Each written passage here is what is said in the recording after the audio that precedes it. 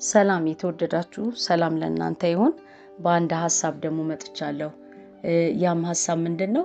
ብዙ ጊዜ አይታችሁ ከሆነ በህይወታችን እንኖረዋለን ያልነውን ህይወት ሳንኖረው እና ራሳችንን እናገኛለን። እንዲሁም ደግሞ እግዚአብሔር የተናገረልን ሳይሆን እኛ በቃ ሌላ አይነት ህይወት ስርዓት ውስጥ ገብተን ራሳችንን ስናይ ለምንድነው እኔ ሆናለሁ ያልኩት ነገር ይሄ ነው የሆነው ያለው በህይወቴ ግን ይሄ ነው ብለን ብዙ ጊዜ እንላለን። በመጽሐፍ ቅዱስ ላይ በማቴዎስ ወንጌል 11 ላይ ዮሐንስ አንድ ታሪክ አለና ምን ይላል? ቁጥር 2 ላይ ዮሐንስም በወህኒ ሳለ የክርስቶስን ሥራ ሰምቶ ከደቀ መዛሙርቱ 2 ላከ። የሚመጣው አንተ ነህ ወይስ ሌላን ጠብቅ አለው። ኢየሱስም መልሶ እንዲህ አላቸው፣ ሄዳችሁ ያያችሁትን የሰማችሁትን ለዮሐንስ አውሩለት። ዕውሮች ያያሉ፣ አንካሶች ይሄዳሉ፣ ለምጻሞች ይነጻሉ፣ ደንቆሮች ይሰማሉ፣ ሙታን ይነሳሉ፣ ለድሆች ወንጌል ይሰበካል፣ በእኔ የማይሰናከል ሁሉ ብፁዕ ነው ይላል።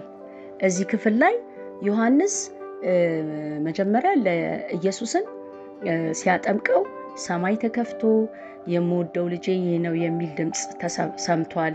እንዲሁም ደግሞ መንፈስ ቅዱስ በርግብ አምሳያ መጥቶ ኢየሱስ ላይ ሲያርፍ አይቷል። እንዲሁም ደግሞ እሱ ከኔ ቀጥሎ የሚመጣው ከኔ ይበረታል፣ እኔ በውሃ አጠምቃቸዋለሁ፣ እሱ ደግሞ በመንፈስ በእሳት ያጠምቃቸዋል ብሎ የተናገረለት ነው። የጫማውን ጠፍር ፈታ የማልችል እያለ ብዙ ስለ ኢየሱስ የተናገረው ነው። ግን ከሆነበት ሁኔታ ከዛ ከታሰረበት ሁኔታ የተነሳ አንተ ነህ ሌላን ጠብቅ ሲል እንሰማለን።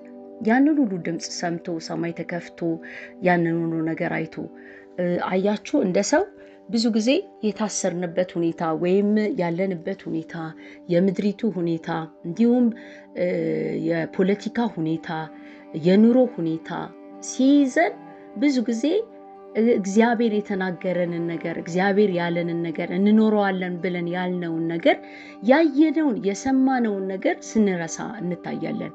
ያስረሳል። በቃ ሁኔታ ነገሮችን ያስረሳል። እግዚአብሔር የተናገረውን ቃል እንዲሁም ደግሞ እንኖራለን ያልነውን ነገር ያስረሳል። ስለዚህ ዮሐንስም ያንን ድምፅ ሰምቶ ያንን ሁላ ነገር አይቶ በእስር ቤት ባለ ጊዜ መልእክተኛ ልኮ ለኢየሱስ ሲነግረው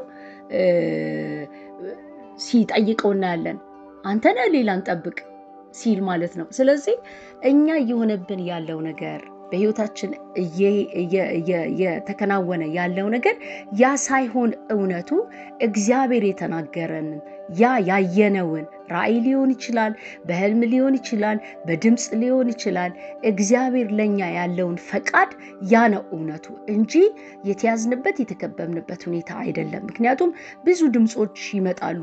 ዓለም የምታመጣው ድምፅ አለ፣ ሰይጣን የሚያመጣው ድምፅ አለ፣ ሁኔታ የሚያመጣው የኑሮ ሁኔታ የሚያመጣው ድምፅ አለ። ያ ነገር እስራት ሆኖ እግዚአብሔር ከተናገረልን ወይም ደግሞ እኛ እንኖረዋለን ብለን ያሰብነውን ነገር እንዳንኖር ያንን ህይወት እውነት እስከማይመስለን ድረስ ያለንበት ሁኔታ በዛ የምንጨርስ ይመስለናል። እና ከዚህ ክፍል በጣም የገረመኝ እንዴ አሉ ይሄ ሁላ ነገር አይቶ ዮሐንስ እንዲህ ካለ በጣም ነው የሚያስደንቀው። በህይወታችን እየኖርንበት ያለው ነገር ሳይሆን እግዚአብሔር የተናገረን ነው ያ እውነት ብለን መያዝ ያለብን። ስለዚህ አይናችንን ከፍተን እግዚአብሔር ምን ተናግሮናል ወይም ደግሞ እኛ በህይወታችን ላይ እንኖረዋለን ያለው ምን ነበረ፣ ያንን የመጀመሪያውን ነገር መያዝ መቻል አለብን እንጂ እየመጣ ሰይጣን በጨቀጨቀን ቁጥር፣ ሰዎች እየመጡ የሆነ ነገር በጫኑበን ቁጥር የታሰርንበት ሁኔታ ያለንበት ሁኔታ ያንን ነገር ሊያስረሳን አይገባም። እና ሌላ ደግሞ ምንድነው እኔ ልጅ አለኝና የሆነ በ7 ዓመቱ ላይ አንድ እግዚአብሔር ሰው ተናገረው። ማለት ገና የ7 ዓመት ልጅ ያለ አንተ አእምሮ ይከፈታል፣ እንዲሁም ደግሞ እግዚአብሔርን ታገለግላለህ፣ ብዙ ነገር በቃ አንተ ታላቅ ሰው ትሆናለህ የሚልን ትንቢት ለልጅ ተነግሮት ያውቃል በ7 ዓመቱ። እና አሁን የ21 ዓመት ልጅ ነው። እና ብዙ ጊዜ እየመጣ በፉድ ፖይዝን ወይ አንዳንድ ነገሮች በህይወቱ ላይ ሲያልፉ ሁል ጊዜ የእግዚአብሔር ሰው የተናገረውን ቃል ነው ማስበው።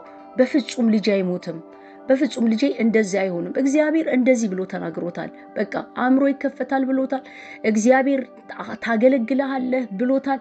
ስለዚህ በዛ ቃል ነው የምቆመው። በቃ ያንን ነገር ነው ማስበው። በፍጹም ሲታመም በቃ ልጄ እንደዚህ ይሁን ልጄ እንደዚህ ይሁን፣ በፍጹም ያ እግዚአብሔር የተናገረው ቃል እውነት ነው ብዬ ስላመንኩኝ ያንን ነው የምጠብቀው እንጂ ሞት አልጠብቅም ወይ ውድቀት በልጄ ላይ አልጠብቅም። ምክንያቱም እግዚአብሔር ተናግሯል ብዬ በዛ ቃል ላይ ነው በልጄ ላይ ቆምኩት እና ይህን ነገር በእውነቴ ነው በህይወታችን ላይ እግዚአብሔር የተናገረው ነው እውነት እንጂ ሰይጣን የተናገረው ሁኔታ የተናገረው ምድሪቱ ላይ ዓለም እየሆነች ያለ ሁኔታ አይደለም እውነቱ። ስለዚህ እግዚአብሔር ያ የተናገረን ነገር እንድንጨብጥ ይርዳል። በእውነት እግዚአብሔር ያ እሱ የተናገረንን ወይም ደግሞ በህይወታችን ላይ ያን እግዚአብሔር በእኛ ላይ ያቀደው እቅድ በህይወታችን ላይ በእውነት ይገለጥ። እሱን መያዝ ይሁንልን። ሁኔታ የታሰርንበት እስራት አያያዘን። በናዝሬቱ በኢየሱስ ክርስቶስ ስም እውነት እቺ ስለገባች ነው ላካፈላችሁ የመጣሁት። የእውነት እግዚአብሔር የተናገራችሁ ነው እንጂ በፍጹም ሰው የተናገረው ሰይጣን የተናገረው ጨለማ የተናገረው በህይወታችሁ ላይ አይሆንም። ያንን ነው አምናችሁ መያዝ መቻል ያለባችሁ። ያ ድምፅን ያ እግዚአብሔር የተናገረው ሰማይ ተከፍቶ የሰማችሁት ድምፅ፣ ያ በራእይ ያያችሁት እውነት ወይም ደግሞ በህልማችሁ የተናገራችሁን በእግዚአብሔር ሰዎች የተናገራችሁ ያ ነው እውነቱ እንጂ እየሄዳችሁበት ያለው ሁኔታ አይደለም። አሁን የተያዛችሁበት ህይወት፣ አሁን የተያዛችሁበት ስራ፣ አሁን የተያዛችሁበት ኑሮ፣ ቤት፣ ሁኔታ ያ አይደለም መጨረሻችሁ።